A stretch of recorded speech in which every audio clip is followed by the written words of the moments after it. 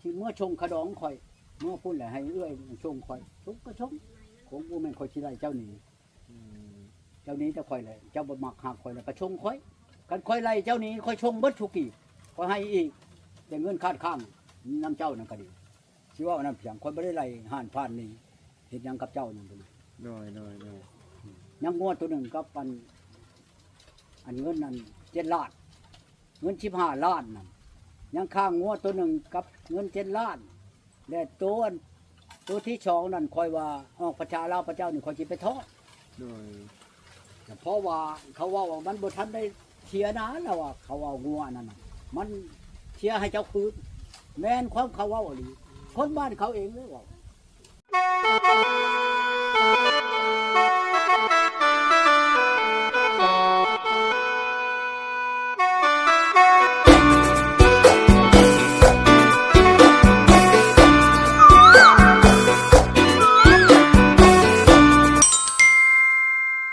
เป็นนั่นดอกโมเมนต์ว่าค่อยนั่นสิไล่ลูกไล่เมียนี้แต่เฮือนแต่หน้าดอกเล่าให้ได้เล่าก็อยู่บ่ได้กินบ่เป็นนั่นน่ะเล่าก็อยากหนีอยากพบแต่ค่อยนี่ก็แล้วแต่เล่าแต่ค่อยน่ะบ่แต่ว่าค่อยบ่ได้ผิดหยังนี้โดยคันสิไปว่าไล่ห่านพานี้อยากฆ่าลูกตีเมียค่อยบ่ได้เฮ็ดบ่ได้เฮ็ดบ่ได้เว้าเนาะเทื่อนะบ่ได้เว้ากันกับมื้อนั้นแล้วเขาเบาอันนี้เขาบอกชีรัดนี่มาลงชิปแล้วว่าค่อยแบกค่อยไปใช้เราอยู่นั่นเราโน่นอยู่ค่อยเช็ดเพียงเรามาเว้าเฉยน้องก็อยู่เฮือนผู้พังคืนนี้เนี่ยเราไปเจ้ามื้อน้อยนึงแม่นบ่เขาเบาแลมากับเช้าวันอันนั้นสนุกมาวันเราก็ดีเลยเราบ่เห็นค่อยจนไปนำพุ่นแล้วว่าค่อยน่ะเอาไม้มาห้อง7 โมงพุ่นคืนนี่น่ะค่อยไปนำหาเราบ่เห็นค่อยจะมาปูบ่นอนค่อยนอนน่ะเราเห็นแล้วไม้ค้อนนั่นค่อยอยู่ในข้างค่อยน่ะเคยบ่จะเมื่อเว้าสู่น้องค่อยทำค่อยเราบ่ได้เฮ็ดจังเราเห็นได้เราบริมาตั้งแต่เราไปจะ3 โมงพุ่นอันได้หาว่ากับข่อยเมื่อเว้าชูน้องข่อยฟังผู้นั้นบ่เห็นแล้วก็นำชื่อมันบ่แหละคนนี้เขาบ่เห็นแค่คนไปนำหาลูกมันไปหาลูกมันไปหานำกันพังภายเดียวเนาะพังใครเดียวคือว่าแล้วมันก็ดีมันคือสิแม่นนั่นแหละบัดถามไปนอนจะนอนอยู่พุ่มวิกพุ่นคืนนี่น่ะเห็นได้จังเห็นข่อยอันเอาคนบองข้างข่อยเบี้ยก็จังโอ้โหช่างว่าแท้สิไปนอนอยู่ห่มวิกว่าก็ว่ายังก็ยังที่เมื่อชงขะดองข่อยเมื่อพูดแหละให้เอื้อยชงข่อยทุกก็ชงของกูแม่นข่อยสิได้เจ้านี้เจ้านี้จะข่อยเลยเจ้าบ่มักหักข่อยแล้วก็ชงข่อยกันข่อยไล่เจ้านี้ข่อยชงเบิดทุกกี่ข่อยให้อีกแต่เงินคาดข้างน้ำเจ้านั่นก็ดีสิว่านั่นเพียงข่อยบ่ได้ไล่ห่านผ่านนี่เฮ็ดหยังกับเจ้านั่นพุ่นโดยยังงวดตัวหนึ่งกับอันเงินนั้น7 ล้านเงิน15 ล้านนั่นยังข้างงวดตัวหนึ่งกับเงิน7 ล้านและตัวที่สองนั่นคอยว่าออกประชาลาวพระเจ้านี่คอยสิไปทอดเพราะว่าเขาว่ามันบ่ทันได้เทียนะแล้วว่าเขาเอางัวนั่นน่ะมันเทียให้เจ้าคืนแม่นความเขาว่าอีหลีคนบ้านเขาเองเลยว่าคนจนนี้น่ะฮู้ก่อนแล้วปานนั้นมันมาเล่าในเถียงก่อนคนเบิดบ้านน่ะชังเขาในคุ้มวังก็แดงเขาชังเลยโตบ่อยู่ได้ในใต้ชนะบังคับของบ้านเมืองเนาะว่าชุ่มฉี่ชุ่มห่ากับเขาเนี่ยนั่นเนี่ยนี่ก็ดีเนี่ยบ่ว่าเนี่ยบ่หาก็หามาใช้เขาอยู่เขาก็ขี้เดียดแล้วคนบ่ว่าบ้านใดแล้วคือกันกับไปขอแล้วใจดีเลยให้ใจให้ว่าบ่มีนี่คือกันแล้วนี่กันว่าให้กับบ่หนากับบ่มีอยู่ในบ้านนั่นหาเจ้ากินคำอยู่หั่นมาอยู่น้ำข่อยนี่ความอุดมสมบูรณ์มันชำได้นาข่อยก็มีงัวข่อยก็มีเฮือนข่อยก็มีช่องลังบุญปีแล้วนี่ได้อยู่บ่ประตูวานเขาในนาได้จัก100ปีแล้วนี่ปีแล้วข่อยได้60โอ้ขาดทุนเนาะโอ้บ่ข่อยบ่ได้เฮ็ดเบิดเด้ข่อยเฮ็ดเอาครึ่งเฮ็ดครึ่งนึงเนาะวานเอาบัดหญ้าบ่ได้เว้าโยตัวลุกทุนหลายเด้แต่เก่า2-300แต่ข่อยเบิดน้ำนานี่ข่อยเบิด10 กว่าล้านนี่ได้ดิ10 กว่าล้านแล้วถึงแต่ชื่อกันเข้าวันพันญี่ปุ่นนี่ก็1,500,000มันบ่ได้จ้างคนมาหวานนี่มื้อนั้นคนนั้น6 คนมาหวานก็เชียร์ให้เขาเนี่ยคน6 คนน่ะ4 ล้าน4 ล้านเสียเงินให้ชุมมันมาหวานเขาบัดนี้อีกบัดนี้ก็ชื่อกัน4 ล้านน่ะยังบ่แล้วหมดบ่แล้วก็ชื่อยาขยามาแต่ เวียงจันทน์แม่นบ่ช่องแชนน่ะมาจ้างเขาชี้ไทยเด็กน้อย2คนน่ะ6แสน อ่า เป็น9แสนแม่นบ่แหละบัดนี้บัดไปจ้างอันมันบ่ตายบัดนี้ จ้างชีดไหม ไปจ้างหมอนอันพออีบ้าบ้านห้วยเมานี่มาชี้ให้อีกบัดนี้9แสนยาเราเองบัดนี้นะ โอ้ยาเราเอง บัดมาจ้างเขามาลกยาให้อีกบัดน่ะมาฉาบมาอีกบัดนี้6แสนอีกหลายปานใดเจ้าอ่ะ ยาเฮ็ดประตูไอ้บ้านนี่ เออ ปีหน้าน่ะยาเฮ็ดซื้อเข้ากินโลด บัดเมียคนนี้ได้ เหมือนลายเลยนะ นี่น้อย3คน เออ สิเว้าได้ไดซั่น เหมือน10 กว่าล้านซื้อเข้ากินผู้เดียว คัน นี่ ว่า โอ้ยเนาะพี่น้องเอ้ย คอยเอาเงินอันนั้น บ่ได้มัด เงินชื่อเขากินนั่นคุ้ม คุ้มแล้ว สิเว้าแน่นอนคอยต้อง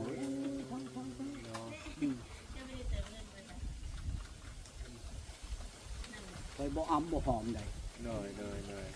ทำกันเสียหลายคอยอย่ามันคือกันกับปันมันเว้าใช่คอยนะเว้าใช่ในนี่เว้าว่าที่หลัดเว้าว่า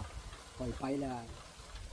คอยมาแต่ชิโน่คอยดึกของกินเอาลงให้ผู้สาวดึกเงินลงให้ผู้สาวทันทีเว้านั่น เออ เคยบ่ฉันคอยรถโหเงินมาแต่ใช้ของกินมาแต่ใช้ดึกลงให้ผู้สาวมันเว้ากับคอย นึก นั่น อยู่ เนี่ย ใช้แว่อยู่ใช้อัน ก็ น่ะ คือคอยบ่ได้แหวได้เช่าในใช้คือกันกับมื้อนั้นแหล้วคอยไป ชิโนโทรนำข่อยจะไปข้างในชัยว่าจันอ้าวข่อยไปเลยโลดฮอนชิโนมือข่อยไปเอาอันเครื่องข่อยมื้อนั้น โดย ก็บ่แม่นธรรมดานะนำข่อยชามันห่วงข่อยนี่โอ้ยมันบ่เว้าเดี๋ยวนี้บ่แม่นมันห่วงได้มันอยากหาเรื่องใช่ข่อยเยอะมันอยากปานั่นเข้าใจบ่แหละมันอยากปาข่อย โดย บ่แม่นมันห่วงข่อยดอก โดย คือกันกับมื้อนั้นข่อยสิไปเอาปลาแดกเอาอันนั้นอยู่น้ำตาดองอยู่ในดองอยู่บ้านหัวเมืองพุ่น มันว่าข่อยคุยกับผู้เจ้าเมื่อคืนจักบ่ให้มันไปนั่นอ้าวปู่เอ้ยความหนึงข่อยบ่ได้เว้าพ้นอยากตกชำมื้อนั้นข่อยฮอดบ่ได้เปิดโทรศัพท์เนี่ยนั่นก็เว้าได้มันจะเอามันหักมันบ่เข้าคามจักบ่อนคันแม่นถือความมันอันนี้นั่นอ้าวปู่ เช็ด มันบ่ เจ้า อยู่พอชั่วโมงอยู่นำข่อยนี่ เออ ข่อยเว้าแจ้งแล้วแหละอีนายอันนี้นะ หันหลาดแต่มื้อนั้นเนาะ คือกันก็มีคนโทรมาอะโหลพักก่อนข่อยข้าวเวียกมันลงก็ได้ปรับพูดเลยหัวผู้ใดมันไปคุยกันอยู่แง่ๆมาแล้วมันก็ไปทุบมันไว้มันบ่ได้ชนเด้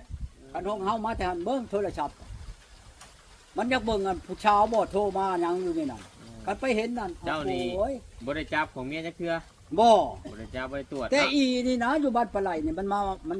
มาอยู่ทางแวกที่บ้านนี่ได้นี่ค่อยเปิดให้เจ้าพังก็ได้นี่มันโทรมาถามเลขถามหยังมึงอยากฉี่ขัวกูบ่จักชั้นจ้างที่มันเว้าใช่เขาน่ะ กูตัดคอมึงคือหัวเชื้ออันกัดคอหมูนี่ได้มันเอาน่ะ อืม ก็มันไล่คอยไปฉี่กันกับอีนายนั่นจักเธอถือเอามันบ่ได้ออกฉีดเด้ไปโลดมันน่ะโอ้ยคือว่าว่าน้องเจ้ากันมันเว้าเท่านี้นั่นแหละชิ้นบ่มี เออ กับมันเอาให้อีนั่น เออ เชื่อบ่มีกับมันเอาให้ความถูกมันน่ะ ไผสิเว้าไปทุก เฮ็ดได้จังมาว่าสิข่อยมันว่าเขาถือเป็นเอ้ยเป็นน้องอันนะแต่ว่าเจ้ามีเบิดชวนบอกว่าบ่แนวเขาต้องการเฮามีแล้วเฮาก็ให้เขาอันนะมันหยังแน่ก็ยังบอกบ่ได้เขาเอาก็ค่อยเว้าสู่ฟังนั่นแหละ โดย มากอะเขามาเอานำจะได้ของอันดินนั่นแหละของบ่ประเทศนั่นแหละ เขาว่าของดีลังเธอยังอยู่บ่ของดีก็จะไม่ยังเป็นของดีค่อยไอ้นั่นอันนี้แหละก็มีอยู่เมื่อนั้นแหละก็ไทยเชโนนี่มาเอาเราเอานะครับ ได้ชมมันนั่น ล้านหนึ่งล้านปลายนี่แหละ แกนเดียว เอานำ นักผู้เอาน้ำลังได้พญาเงียบเลยป่ะเนาะเอาน้ำลังสองสามมือได้เขานำมาเอาน้ำเจ้าเนี่ย บ้านได้อะนะ ไทยเชโน น้ำมัน ใกล้กันได้ เงียบเลยป่ะ บ่เราเอาเมื่อแหละก็ได้ชองชามมือนั่นเราก็ว่าโอ้คักกะลีแล้วอ่ะ โอ้ แต่ว่ามันเบิดเลยเราอ่ะกินเบิดเลยมันยังขึ้นอยู่เราอ่ะบ่คือมุตบิดเราอ่ะคอยมันธาตุลม3 ปีเลยเราอ่ะมุตบิดคักกะลีเราอ่ะโอ้เราอ่ะจนเว่าขออนุญาตนำเจ้าเราอ่ะจนชะอื้นผู้ใดเราอ่ะของแนวคนบ่เคยพ่อเราอ่ะคันสิเว้าแล้วจำเด็กน้อยอายุ17 ปีอันเคยพ่อนั่นแหละเรา การไปเนาะ คอยกับพางมาหาเจ้าได้เราอ่ะคอยอย่างนี้เจ้าลงคลิปนี่ มาก็ชมความเจ้าเว้าอยู่ครับแต่บ่ค่อยบ่มีเงินดอกเดี๋ยวนี้ค่อยได้เงินค่อยสิไปหาเจ้าอีกแล้วอะเนาะเรามันเราก็มาเอาไม้น่ะก็2หม้อแค่ธาตุลมกับยาตัวพงกำเนิดนั่นแหละตัวนั้นมันบีบเจ้าแท้ๆคันกินแล้วบ่มีอันบ่ลงนี่บ่ได้ได้หมอนั่นน่ะ ยาที่กินนั่นน่ะเนาะ บ่ให้กินกับบ่มีบ่ลง ห้ามเด็ดขาด เจ้ามีตู้ ได้ แม่นบ่ล่ะสิไปเฉบไปงั้นบ้านนั้นเมืองนี้เจ้าจังไปทำอันงานบุญเขาน่ะมันได้เฉพาะจะไปลง โอ้ ชี้น้อยจังเข่งกองเจ้านั่น แม่น ตู้ แม่น เจ้า แม่น คันบ่ทันเห็นบ่ลงน่ะย่าใดค่อยเว้าอันนี้ค่อยเว้าแจ้งให้ฟังอันนี้คันผู้มันหนาน่ะบ่ฮู้ว่าหยัง แม่น ไปว่าจำนวน แบบนี้ ถ้ามีบ่ลงแล้วนั่นบ่ได้เห็นบ่ค่อยมีเมียอยู่นี่ อืม เขามาหาข่อยกินแล้วยานั่นสูมันเทียนไปอันนั้นมันกินแล้วบัดนี้มันบ่มีบ่ลงบัดนี้มันละจะตายตัวเองบัดนี้มันบีบตัวเองน่ะนะชี้ดอกพอจังหวะนี้นี่กับบ่เห็นบ่ลงน่ะคนบ่กินช้ำคือกันกับเมียมานี่เป็นหยังจังหวะนั้นเมียว่าเจ็บบุญลูกคนบ่กินกันอยู่ตามธรรมชาตินี่ก็ธรรมชาติ เออแต่กินน้ำชึก 10 มื้อบ่ได้ใกล้มันยิงก็ได้ ชึกนักเนาะ ถ้าได้กินตัวนั้นแล้วนั่นบ่หมอได้อยู่ได้นั่นค่อยๆว่าหมอนั้นมันบ่มีหยังแล้วในกระโตบ่นั่นปัญหามันบ่มีแล้วมันตายแล้วมันหยังกันคิดว่านั่นอันนี้ครับ ไปกินตัวนั้นน่ะโอ้ยกินแล้วแหละคันมันอยู่ได้น่ะค่อยก็ว่ามันหลายเติบพุ่นแหละ เออ เห็นว่าอยู่นำเมียอยู่กับเมียอยู่ให้มันอยู่ย้ำแม่นบ่แหละ ด้วย ก็คือเพิ่นเว้าหั่นแหละคันว่าเพิ่นเว้าอันตามโบราณเนาะ ด้วย เพิ่นว่าผู้ควายชหินลาดนั่นบ่ผู้ชาติชหินด่านนั่นบ่ ด้วย ผู้เคลื่อนชหินลาดผู้ชาติชหินด่าน มันบ่ถึกมันบ่แหละ ด้วย มันก็อันผู้ชายไม่ยิ่งมันก็มีตัณหาคือกัน อยู่น้ำเจ้าชิดปีชาวปีบ่มีหยังแล้วมันก็อยากหนีหาทางหนีได้ แม่นบอก ไม่ยิ่งก็ดี โอ้ เออ จักหน่อยเขาเอาเรื่องกับเจ้าได้คือนี่กับเมียก็จะเอาเรื่องอยู่ครับแต่ว่าคอยหูจักแล้วมีอันเจ็บมูลลูกคอยก็บ่ไปใกล้ไปทัดคันสิไปลิ้นไปกินเมียจังแนะนำอย่างนี้เพราะว่าหูจักอยู่เมียเป็นแนะนำปัญญังมาลิ้นเมียกินเลยจักหน่อยเมียเว้าเลยมันแม่นความเมีย แม่น หูจักอยู่บาดเป็นแต่ชนะแข่งยังเอาไม้ไปแหย่นาแข่งเขา มันก็ช้ำแล้วว่ะอันนี้หูจักอยู่เมียเจ็บมูลลูกเจ้ายังสิไปลิ้นไปกินอยู่ว่าเฮาเขาบ่เห็นบ่ลิ้น เพราะนั้นมันก็ดาดค่อยไปอยู่ว่าคือนั่นเท่านั้นเท่านี้แต่เจ้าวัชิเฮ็ดกับข่อยเพียงมันว่าอันนี้ว่ามันขายมันเองเลยมันค่อยบ่ป้าอยากหาเว้ากับหมู่หักบ่แพ้หมู่ อืม อันนี้ได้ ด้วย อยากเอาเรื่องอยู่กับข่อยหักมันบ่มีเรื่อง บ่ให้ดำเนาะ จำกันกับหมอลำแม่นบ่อยากลำอยู่หักบ่จักพญา โอ้ บ่จักนิทานจักสิลำนิทานหยังหักบ่จักโอ้ โอ้เครื่องม้วนนะเนาะ มันบ่คือปัญญาเชียงเมียงได้ปัญญาคนน่ะ อืม มันเป็นในชั้นหนาอันนี้ก็ดีจักเว้าอยู่ให้มันแพ้หักบ่แพ้น่ะบ่จักความเว้าเฮ็ดใดๆมันก็บ่ถือมันบ่คือหาเว้าซื่อๆน่ะมันบ่คือใดเว้าหยังก็ตามได้สิหาเว้ามันบ่มันสิคือความของจริงอะนะ ด้วย ชี้ดอก คือกันกับคนเป็นโทษนี่ก็10คนมันจังเป็นความจริงก็มีได้ด้วยความหานี่หลายกว่าหลายกว่าความจริงได้เฮ็ดหยังก็ดี แบบได้ประตู เอาเรื่องโทษนี่แหละคันบ่มีความหาใช่นี่บ่เป็นโทษได้คนเฮาเลย แม่นบ่ ความหานี่แหละนี่แหละพ่อคอยเป็นพ่อคอยก็ถือคุกถือนึงเลยตอนนั้นแล้วมีคนมายิงคนในบ้านนี่นะนี่ในบ้านคอยนี่คนอยากฆ่าคนยิงกันนี่แหละ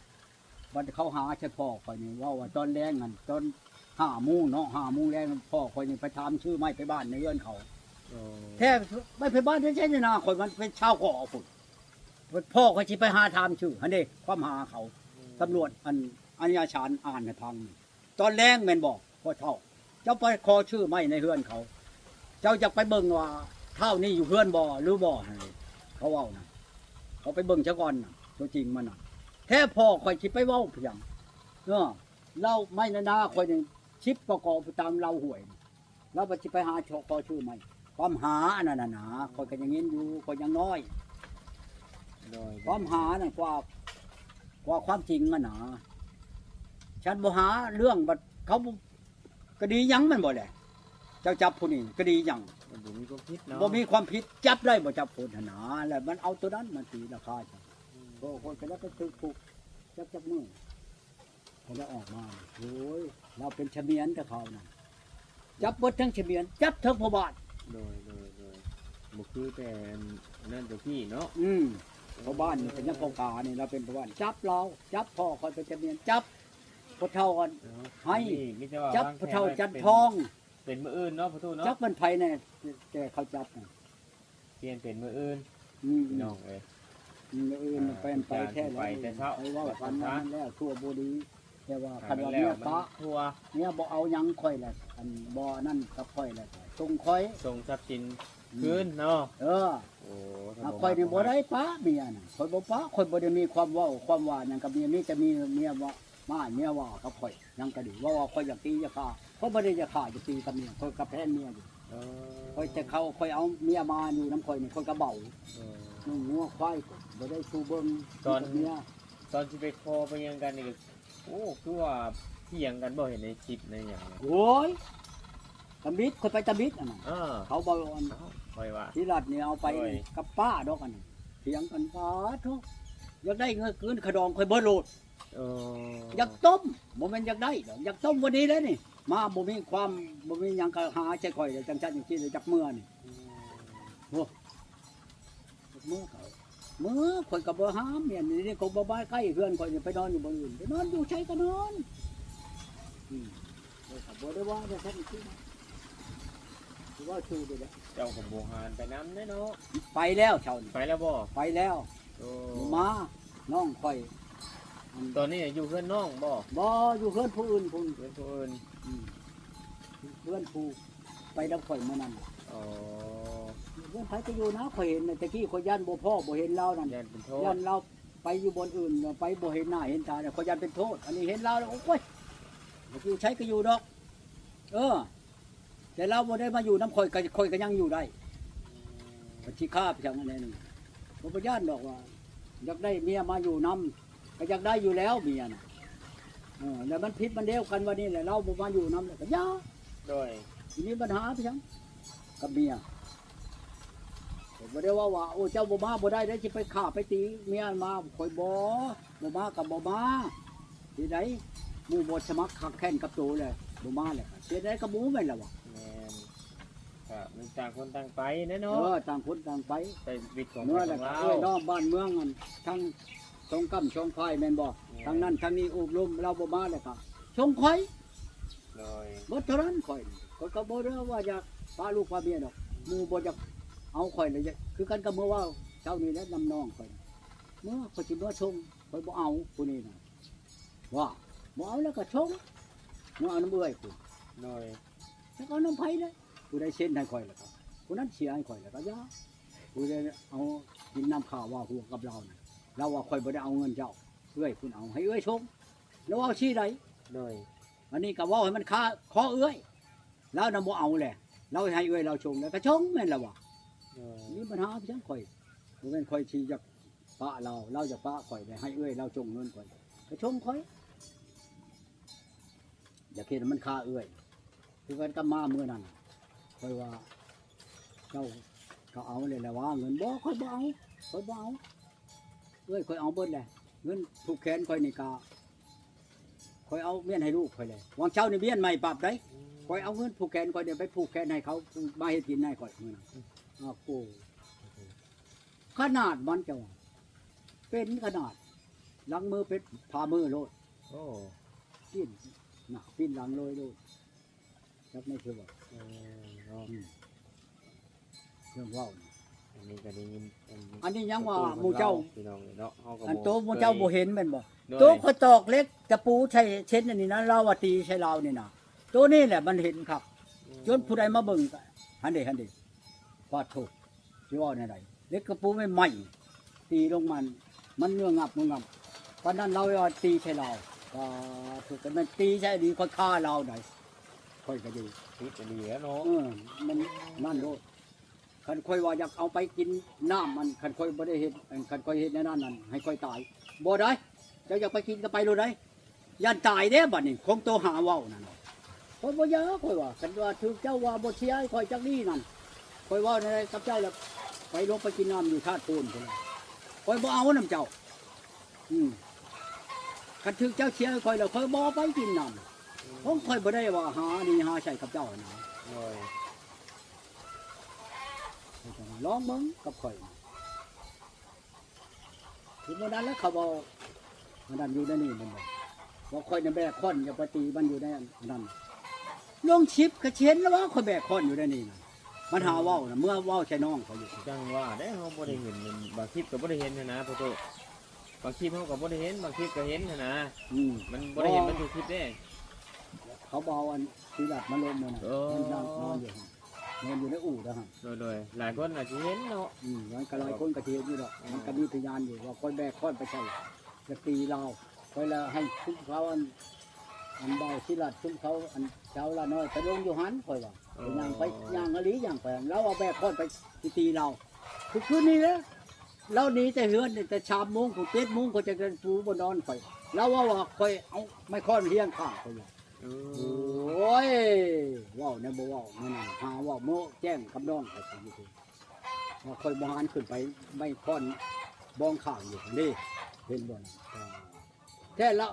ไปเจ้าเมื่อน้อยหนึงก็เบาแหลกับเช้าอันนั้นมานั่นนี่ก็บ่เห็นเราลงไปคนจนคุ้มเบาแหลเมื่อเขาอยากลงไปนำเมียคนนี่เขาก็ไปชูร้านก่อยลงไปห้องหาก็บ่เห็นนี่พอขึ้นมาจะพุ่น7 โมงเนาะ โดย เขาก็มาปูบนนอนบนอยู่คอยปูแล้วคอยลงไปอีกไรช่องเถื่อเลยคอยลงไปถามคอยว่ายันว่า บ่ฮักบ่แน่เนาะ คอยโทษชัยอันเขาอันบ้านห้วยเมาพุ่นเขาว่าจะเราอยู่นะฮันเราอยู่ใกล้ๆหันจักหน่อยเราขึ้นเราก็ใช่เพราะเมื่อนอนถ่าเลยก็บ่เห็นเลยลงไปถามร้านเห็นบ่เขาว่าบ่เห็นไปหาช่อยกูได้มันก็ลงไปมันก็เนื้องไผหรอกคุณแล้วมันก็ดีเทิงเนื้องก็เทิงห้องคือนี่มิดชะมอยเอ้าเว้นเขาก็ขึ้นมาก็ไปกินน้ำเพียงขึ้นมานอนเช้านี้เห็นเขาเปิดอันนี้เห็นอันนั้นเปิดนิดแล้วโอ้ใจเขาบ่ฮับก็บ่ยากกันโอ้ใช่น้องข่อยอยู่ในเฮือนนี่ว่าจังเดี๋ยวนี้น่ะเขามาถึงพุ่นเอามานอนไม่ใช่เอานอนอยู่โฮมวิทว่าจังนอนอยู่ใช้ก็นอนเลยเขาลงมีแห้งจ้อยแล้วบัดนี้เห็นแล้วเขาเข้าไปเลยบ่เห็นเลยน้องก็เห็นอยู่พี่เพื่อนเขาแม่อีหมอมอยู่ อ๋อ หมอนั่นก็ขี่รถมาว่าสิไปพุ่นแหละใช่นี่บ่พอบักซอยนั่นบัดนี้บ่ได้ไปเขาหาไปอันนั้นนะเขาหาไปพังอันเขาขอลูกขอเมียนำ โอ้ยสิไปมื้ออื่นน่ะ เพิ่นน่ะบ่เว้าแล้วตาพี่แล้วเป็นหยังบ่ไปพัดเขาแล้วสิมื้อมื้อนี้ว่ามื้ออื่นว่ามื้ออื่นน้องคอยว่าโยกับพ่อบักซอยนั่นเจ้านั้นเอาทางการรีบ่ว่าซั่นเนาะครับบ่ไปมื้อนี้เป็นโทษบ่ว่าที่นั้นจังมีชะม้อยได้บ่แม่นธรรมดาเด้อเขาเด้อคอยว่าเว้าเอาเองบ่แม่นว่าคอยนั่นได้เขาจังเว้าใช่บ่มีชะม้อยฉันบ่ได้มื้อนี้ให้มื้อนี้โลดจับได้แหละเขาจังว่าค้าจังว่าผู้เขาจักกันผู้พี่น้องมันเองอยู่บ้านนั้นอะไรกบตานั่นโยมันชิวจักยังว่าฉันคน50 60ก็มันบ่เว้าชุมที่ชุมหาแม่นแล้วว่าอันนี้เราเว้าเอาใจตัวเองนั่นอันนี้เบื้องหนึ่งมันคอยเบื้องหนึ่งจะให้เอื้อยหั่นแน่เอื้อยบ่เอาเงินให้ แม่นบ่ เงินขดองนี่สิว่ามันค่าเอื้อยได้บัดนี้สิปะข่อยแน่บ่รู้ก็บ่แม่นข่อย สิถิ่มให้เอ้ยบ่ สิทิ้งชื่อเอื้อยให้เอื้อยใช้เองนี่บ่มีก็แล้วแต่โอ้จักเบิดแล้วว่ามันเรื่องของเขาเรื่องน้องเขาเองข่อยมานี่ข่อยถามว่าเอื้อยเจ้าก็บ่ได้ให้บ่ค่อยบอกส่วนนั้นเงินนั้นผู้แค้นนี่ข่อยเก่าเมียให้ลูกข่อยมาเว้าเช้านี้นะว่าผู้แค้นให้ชุบมันมาให้กินเอากูข่อยจะบ่มีความเว้าได้หาเรื่องอยู่นะครับข่อยหาก็หาทั้งมื้ออื่นเลยมันสิเป็นอะไรกับมื้ออื่นนี่แหละมื้อเลิกกันนั่นดีก็แม่นมื้ออื่นชั่วก็แม่นมื้ออื่นนี่นั่นดอกข่อยเว้าชื่อนี่ล่ะข่อยสิบ่หานี่หาใช้ไผดอกข่อยข่อยเว้าชื่อนี่นะอย่านั้นข่อยเชื่อดีอีหลีเมียนี่ดีนอนว่าแต่ข้าเล่าบ้านนี่ลูกไฟเราก็เบิ่ง เบิ่งซอยขาดกันนี่แล้วบัดคอยเบิ่งเราเบิ่งมาแล้ว ความดีเนาะ บัดย่าย ถึงความ คอย ดี ย่ายแน่เราย่ายแน่นี่ก็ชี้ได้เป็นนั่นคือกันกับเขานี่แต่เรามาเนี่ยคนบ่ได้นึงจะเชื่อ อืม ประเภทกินมันมีแต่เราแล้ว อืม ต้องเวียกมันยิงแม่นเลยเราก็บ่ได้นิ่งแค่คอยอีกเราก็เบาไปน้ำแนวนึงที่หนาหักแล้วแต่เราน่ะบ่ได้เว้าว่าจังชั้นจังชี้กับข่อยนั่นน่ะเรื่องของเราบ่อยากอยู่น้ำข่อยเราอยากป้าแล้วก็ป้าเราก็ป้าได้อยู่คือกันบ่แม่นที่ว่าหาก็เอาแต่เรานี่เมียมันจะได้เมียชิดเมียเช่าเมียผ่านมา เราเมียล่ะ โอ้โหผู้ดีก็เราชิดร้อยคนหักข่อยบ่เว้ามันปะข่อยแล้ว ผ่านไปแล้วเนาะ ผ่านไปแล้ว โอ้ แล้วก็ย่องผู้มันได้กินน้ำคู่มือนี่แหละ แม่นแล้ว ได้กินน้ำไผ่คู่มือนี่กินน้ำเหล้าผมไม่ได้กินน้ำผู้บาไปแล้วฉันได้คอยเราบ่แม่นว่าคอยมันสิหานี่หาใส่กับเราบ่คอยบ่ได้กินคนก็ว่าได้กินบ่ได้กินคนก็ว่าบ่ได้กินผมไปเที่ยวไปเที่ยวเรานั่นบ่อยากเอาข่อยเลยเราเว้าแบบนี้ อืม คันเราว่าอยากเอาข่อยนี่เป็นได้คือเวียมาพุ่นมาทำวันนี้ให้ได้กันมึงก็สิอยู่บ่ได้อยู่ก็อยู่แล้วคันไอ้น้องมาว่าอบรมปฏิรมให้มันถูกต้องปรองดองใครแล้วเขาก็บ่ได้อยากเมืองใครดอกบอกเขาบ่อยู่เพราะย่านเราฆ่าอันนี้ อืม ผมมีความว่าย่านข่อยฆ่าอ้าว ย่านเจ้าหน้าขา ย่านข่อยฆ่าคันข่อยเงื่อนงำกระทำป่าเจ้าอยู่น้ำข่อยนี่ข่อยสิฆ่าทีมใครแล้วบอกเช้าบ่เป็นยังไดให้ดอกอีนายหาเรื่องนี้แล้วกรณีของเราเราสิไปตัวนี้บ่แม่นว่านี้นะหักกะยาละให้เรียกเอาเรื่องไปเอาก็เอาซะสิมีหยังนั่นแหละหมู่ถามเป็นไงเจ้านี่นั่นบ่เอาเจ้าเอาก็ป้าผู้นี้เจ้าสิเอาเขาบ่ได้โอ้บ่เอาคันลูกเฮานี่บ่มานั่นเขาเอาลูกเขาว่าสิมาจากวันที่เท่าใด ใครถามน้องบ่ บ่หลาน หลานถาม ถ้าลูกเขามาแล้วเขาสิไปแต่งลูกไผ่พุ่นมาเฮือนพุ่นแล้วสิไปถอนเงินเขาออกมาแล้วสิไปชื่อรถสิไปบัดนี่ลูกเบิ่งให้เบิ่งนายนอนคำใช้สินอนหั่นนี่ผมมักก็เอา สิไปถอนเงินมา สิไป ถอนเงินมาสิซื้อรถบาดนี้ เอา ซื้อรถแล้วก็สิไปตามใจตัวเอง จับใจตัวเองนี่ผู้อยู่ให้อยู่นาเลยเด้นี่ผู้เบิ่งเฮือนเบิ่งชานเนี่ยสิแต่งลูกไผ่มา เออ ให้เขามาอยู่นี่มอบให้เขาเบิดให้นาตะการนี่ ๆอืม ให้เขาเบิ่งเฮานี่จนเบิดกันอายุเฮา โดย แต่เขาเอานานี่ โดย เพื่อนชาตินั้นแป้นนี่ ได้แต่มุงเงินหลังคาไว้เนาะ เออ รถกันเนี่ย เพราะแต่ว่าเขามาเบิ่งเฮาเบิดอายุเฮาแล้วเขาจะขายไปอยู่ใช้กระยาเขา เอาบ่อยู่แล้วเด้ เขาบ่อยู่เฮาบ่อยู่แล้วเขาเบิ่งเบิดอายุเฮาแล้ว เออ แล้วแต่เขาสิบอกเขาแนวนี้พวกมายังนี่ให้เขาเบิ่งเฮาซะก่อนชิ้นต้นนาปลาตอนใหญ่ก็ดีเบิ่งเฮาให้มันเบิดอายุเฮาซะก่อนถ้าเบิดอายุเฮาแล้ว เขาจะขายนานี่จะขายเฮือนนี่จะขายงัวนี่ก็แล้วแต่เขาบ่อยากได้เขาจะไปอยู่บนใหม่จะไปอยู่ใช้ก็ตามเขาบัด อ๋อ มันเบิดเลยเด้เฮา โดย มันเบิดผู้เขาเบิ่งเลย อ่า เว้าแจ้งในนี่ดูได้นี่บ่เว้าลายช่ำได เนาะ ทั้งว่ามีผู้มักผู้หักนั่นอันเมียนั่นเอาอีกบ่ได้ย่านว่าอันนั้นน่ะทั้งเอาเมียน่ะเอาทั้งว่าโอ้ยเจ้าชิยาบ่เอาเมียบ่ยาเอามาเฮ็ดหยังเอามาคันว่าบ่มีลูกมีเต้ามาอยู่นำนี่น่ะนะ โดย เอามาผูก ทุกอย่าง ดูแลเฮานี่แหละ อัน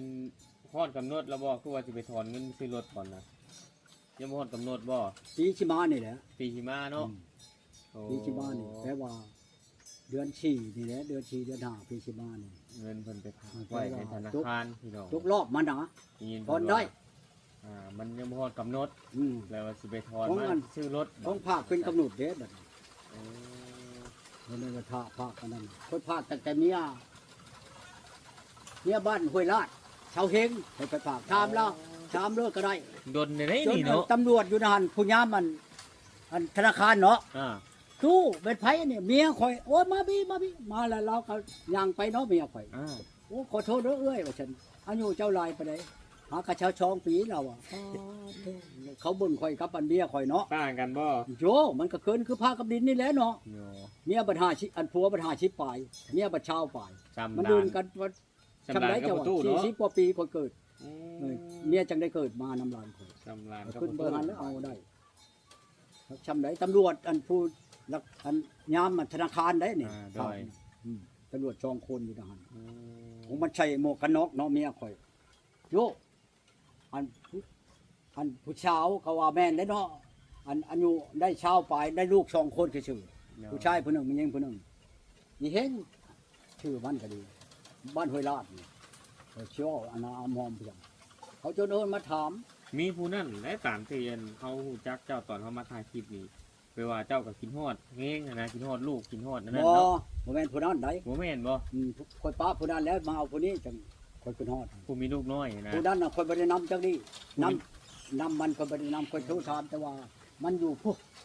อยู่ขัวอยู่อัตตะบือความไปอันนั้นผู้เดียว ผู้มีลูกน้อยนะตอนเจ้าตามหา นั่น ผู้ น่ะ คอยตามนั่นตามผู้ลูกน้อยนี่คอยนำไปเอาอันเงินนั่นคานแกงคอยนำอันพระเท่าหุงอยู่บ้านห้วยลาดนี่แหละเขาก็มาที่นั้นผู้นี้น่ะคอยขึ้นฮอดผู้ลูกน้อยเมื่อนี่ อืม ชาวหุ้นอันนี้น่ะ หุ้นเนาะ หุ้นบ่แม่นเฮงตัวนั้นน่ะเฮง ตัวฮอคือ แล้ว กัน มื้อนั้น พี่น้ น่ะ อง คอยเอาหุ้นแม่นบ่อันเอาเฮงเอาเฮงแล้วไปเอาดิน ดิน อยู่ชะมวยนี่เอานางดินนี่ อ่า เอานางดินแล้วมาจักได้จากมือนางดินจากเมื่อน่ะคอยก็เอาเมื่อชงก็เอาคาดองคืนมาแล้วคอยไปเอาจักชาวหยังอีกชาวคำมีชาวมีอยู่บ้านนั้นอันอยู่ชะมวย ขโมย ไปเอาพวกนั้นอีก เอามานี่ค่างัวค่าแบ่กินอยู่นี่แม่นบ่บ่อยู่ อ้าว บ่อยู่บ่หันอยู่ญาติเมื่อนั้นลบเมื่อรถมานอนคืนเดียวนี่บ่ได้นอนบ่ได้จับฮอนนี่ก้อยเมีย เอาแล้ว อันผู้นั้นนั่น เสียบัตรไรชานะ บ่ได้เสีย โอ้บ่ได้สีย เมื่อน่ะเขาชงข่อยเบิดบ่ได้ชงแต่ค่าน้ำตาล อืม เงินคำกำแก้วชงข่อยเบิดข่อยก็มาแต่งเอานางหุ้นบัดเนี่ย อืม นางหุ้นอยู่อันอยู่ห้วยลาดนี่ โดย บ่แม่นห้วยลาดอันอยู่อันบ้านกัง บัน เมืองตะโอ้ยไปแต่งผู้นี้ข่อยก็เอาน้องเอาเอ้ยข่อยไปแต่งเอา